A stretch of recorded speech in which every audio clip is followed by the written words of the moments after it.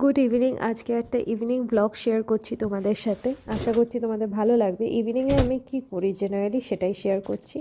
তো ইভিনিংয়ে আমার পুজো দেওয়া হয়ে গেছে, চা বানানো হয়ে গেছে, আর এখন আমি বেড টেড সেট করে যাব বাজারে। আজকে অ্যাকচুয়ালি বাজার যেতে হবে।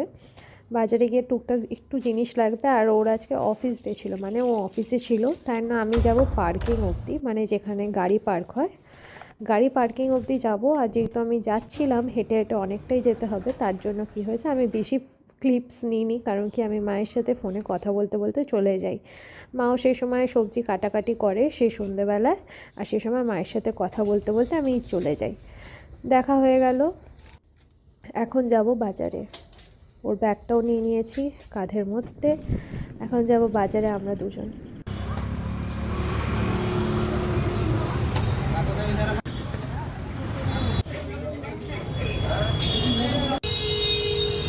বাজার করা প্রায় হয়ে গেছে, এখন যাব বাড়ি। আর ডিনার তো অলরেডি সবজি বানিয়ে এসেছিলাম। তো আজকে বাজারে গেছিলাম, শুধুমাত্র এইটুকখানি জিনিসের জন্য গেছিলাম বাজারে। আর এই জিনিসটা করতে করতে এখন 8:30টাও বেজে গেছে। ফ্রেশ হয়ে এগুলো আমি ভিজিয়ে নিয়েছিলাম, আর ডিনারের সবজিটা তো আমি বানিয়ে গেছিলাম, আর মা রুটি